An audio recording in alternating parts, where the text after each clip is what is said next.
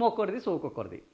ఇప్పుడు Jubilee hills ఉప ఎన్నిక ఇక్కడ జరుగుతుంటే ఇక్కడ ఖర్చు పెట్టడానికి రూపాయి లేదు, ఇక్కడ ప్రజల కోసము పనులు చేసింది లేదు. కానీ బీహార్కు గుట్టలు గుట్టలుగా సుట్ కేసులు ఎన్నికల కోసం అక్కడ పంపించారు. ఇప్పుడు కాంగ్రెస్ పార్టీకి ఉన్న 2 రాష్ట్రాలు, ఒకటి కర్ణాటక, ఇంకోటి తెలంగాణ. ఈ రెండే రెవెన్యూ పరంగా బలంగా ఉన్నాయి. సో ఇక్కడి నుంచెల్లి అవునన్నా కాదన్నా వీళ్ళు డబ్బులు అధిష్టానానికి ఇవ్వాలి. ఎందుకంటే బీహార్ ఎన్నికలు అనేది కాంగ్రెస్ పార్టీకి అత్యంత కీలకం. ఎన్నికలు ఉత్తగానే జరగవు. ఎన్నికల్లో విపరీతంగా డబ్బులు ఖర్చు పెట్టాల్సి వస్తుంది, పార్టీ ఫండ్ ఇవ్వాల్సి వస్తుంది, ఎమ్మెల్యేలకు మినిమం పార్టీ ఫండ్ నిర్దేశిత పార్టీ ఫండ్ ఇవ్వాల్సి వస్తుంది. ఇవన్నీ మరి కాంగ్రెస్ పార్టీ అధికారంలో లేదు, కాంగ్రెస్ పార్టీకి ఏమి బ్యాంకు లేదు, కాంగ్రెస్ పార్టీ రాహుల్ గాంధీ సంపాదించిన డబ్బుల నుంచి ఇచ్చే పరిస్థితి లేదు. ఎవరు ఇవ్వాలి అంటే 2 సార్లు ఎవరు రేవంత్ రెడ్డి అక్కడ పోయారు, డబ్బులు బ్రహ్మాండంగా ముట్టజెప్పి వచ్చారు. డీకే శివకుమార్ పోయాడు, రేవంత్ రెడ్డి పోయాడు, ముట్టజెప్పి వచ్చారు. తీరా జరిగితే ఏమైంది అంటే స్టార్ క్యాంపెయినర్ల జాబితా నుంచి రేవంత్ రెడ్డిని తీసిపడేశారు. ఎందుకు? రేవంత్ రెడ్డి వస్తే ఇక్కడ వాళ్ళ అడ్రస్ లేకుండా చేస్తామని ఒక ప్రకటన వచ్చింది. ఎవరు? ఆడ ప్రశాంత్ కిషోరు అక్కడ పార్టీ పెట్టి రేవంత్ రెడ్డి అక్కడికి పోయి ఏం మాట్లాడాడంటే బీహార్ వాళ్ళందరికీ మా దగ్గర వచ్చి పనిచేస్తారు, ఈ పనిచేసే వాళ్ళ యొక్క బ్లడ్ ఏం బ్లడ్, ఇది ఒక బానిస బ్లడ్ అని ఆయన నోటికి వచ్చింది. తెలంగాణలో వాగినట్టు పోయి బీహార్లో కూడా వాగిండు. ఆ వాగితే వాళ్ళు ఊరుకుంటారా? అక్కడ ప్రశాంత్ కిషోర్ అన్నట్టు ఆయన ఈ బీజేపీకి గతంలో అనుకూలంగా పనిచేసి కాంగ్రెస్ తోటి పనిచేద్దామని టైఅప్ పెట్టుకుంటే ఆయన మాట వినకపోతే కాంగ్రెస్ పార్టీ ఇంకా గెలవదు, ఈ రాహుల్ గాంధీ ఇక్కడ ఉన్నంతకాలం కాంగ్రెస్ పార్టీ అధికారంలోకి రావడం కల్లా అని ఒక స్టేట్మెంటు, ఒక ముద్రేసి ఆయన బయటికి వెళ్ళి ఆయన రాష్ట్ర స్వరాజ్ పార్టీ ఏదో పెట్టుకున్నాడు. ఆ స్వరాజ్ పార్టీ పెట్టుకొని ఆయన ఎన్నికల్లో తిరుగుతుంటే ఈయన ప్రచారానికి పోయి బీహార్ వాళ్ళను అవమానించాడు. ఆ ఒక్క పదాన్ని ప్రశాంత్ కిషోర్ పట్టుకొని ఈ రేవంత్ రెడ్డికి ఎట్లా గెలుస్తాడో నేను చూస్తానని శపథం వేశాడు. ఆయన శపథం వేసింది అది వాస్తవం అని తేలింది. ఎట్లా? బీహార్ నుంచి స్టార్ క్యాంపెయినర్ల జాబితా నుంచి రేవంత్ రెడ్డి పేరు లేకుండానే చేయించాడు. కనీసం క్యాంపెయినర్లకు కూడా అర్హతలు లేకుండా ఒక ముఖ్యమంత్రి స్థాయి కాంగ్రెస్కున్న ముఖ్యమంత్రుల్లో ఒకటి రేవంత్ రెడ్డి, ఒకటి ఇప్పుడు సిద్ధరామయ్య, వీళ్ళే ప్రధానమైన వాళ్ళు. అట్లాంటి వాళ్ళలో స్టార్ క్యాంపెయినర్లుగా వీళ్ళు ఇద్దరు ఉండాల్సింది పోయి అందులో నుంచి రేవంత్ రెడ్డి పోయాడు.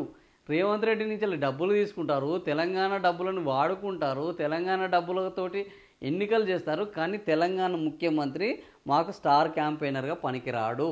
రేవంత్ బీహార్ కూలీ వ్యాఖ్యలతో ఇప్పటికే డ్యామేజ్ అయింది. అదే అక్కడ పోయి బీహార్ కూలీల గురించి మళ్ళీ అక్కడికి వస్తే మరింత నష్టం తప్పదని ఆందోళన.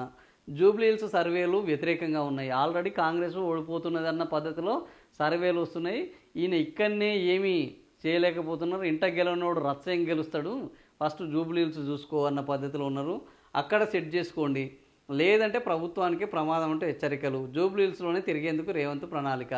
సో తెలంగాణ రాష్ట్రం నుంచి ఒక్కరికి దక్కని అవకాశం, వీళ్ళ వల్ల నష్టమే తప్ప లాభం లేదని అభిప్రాయం.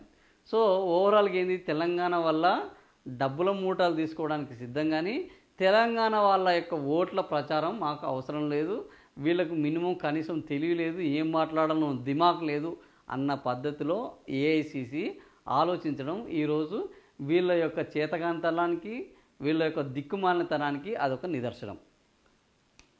ఎన్నికల షెడ్యూల్కు ముందు సీఎం రేవంత్ రెడ్డిని బీహార్ మొత్తం తిప్పుతూ ప్రచారం చేయించారు.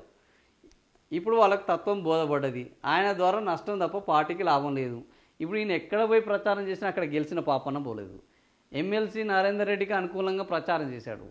చివరి నిమిషంలో పెద్ద మీటింగ్లో ఈయన ఒక మాట మాట్లాడాడు.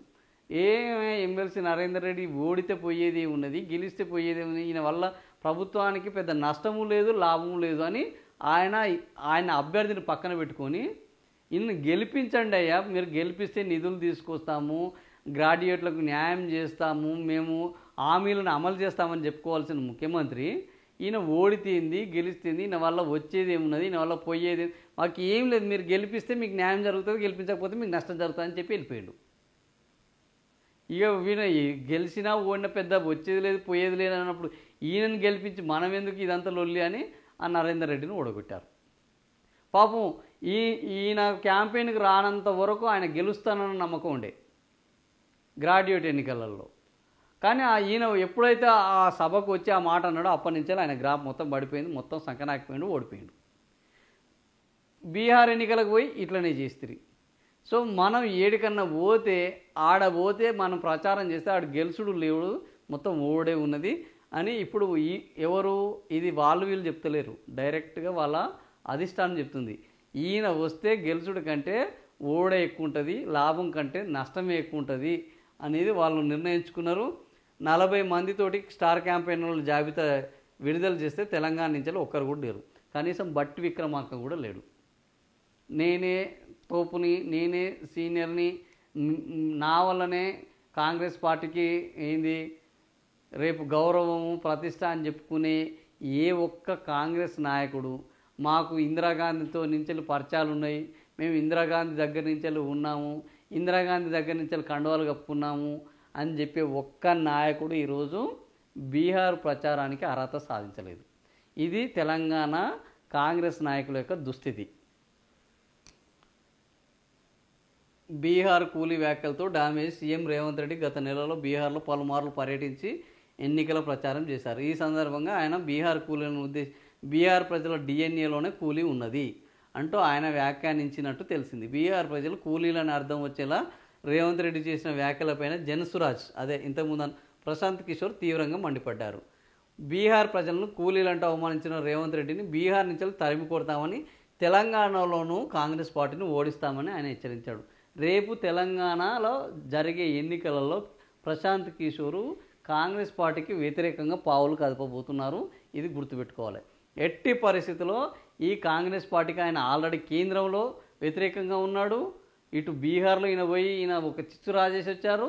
ఇప్పుడు రేపు తెలంగాణలో రాబోయే కాంగ్రెస్ సాధారణ ఎన్నికల్లో కూడా ప్రశాంత్ కిషోర్ అప్పటికి ఫ్రీగానే ఉంటాడు.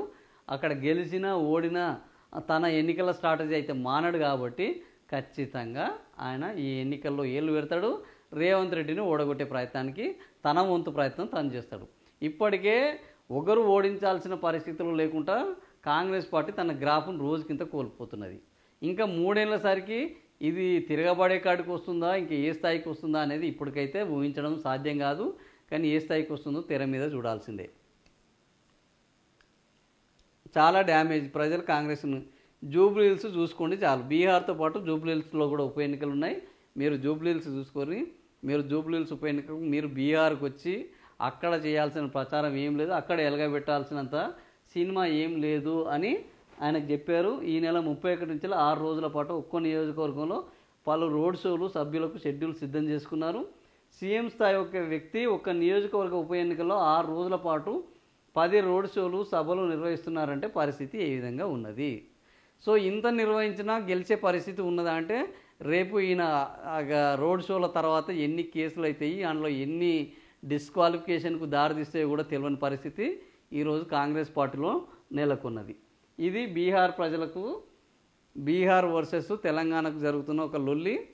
కాంగ్రెస్ పార్టీ రేవంత్ రెడ్డి మీద సంపూర్ణంగా నమ్మకాన్ని కోల్పోయింది. ఇంకా రేవంత్ రెడ్డి వల్ల రూపాయి ఉపయోగం లేదు అని కాంగ్రెస్ పార్టీ ఆల్రెడీ ఒక నిర్ణయానికి వచ్చింది. ఇన్ని రోజులు ఇది బయటపడలేదు. బయట వాళ్ళు ప్రచారం చేస్తుంటే మాత్రమే ఇది ఒక దుష్ప్రచారం అని జనాలు అనుకున్నారు.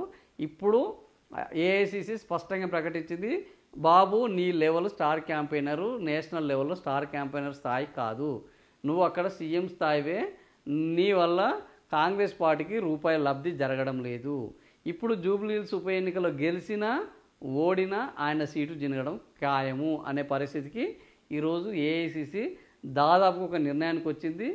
డిసెంబరు 2 ఏళ్ల కాలం పూర్తి చేసుకోవడమే ఆలస్యం. ఇప్పుడు ఇంకో నెల రోజులు పూర్తి చేసుకొని ఆ విజయోత్సవాలు పూర్తి చేసుకున్న తర్వాత ఈ విజయోత్సవాలు ఎవరి పదవికి విజయానికి దారి తీయబోతున్నాయి అనేది ఇప్పుడు కొత్తగా తేల్చుకోవాల్సిన సమయం ఆసన్నమైంది.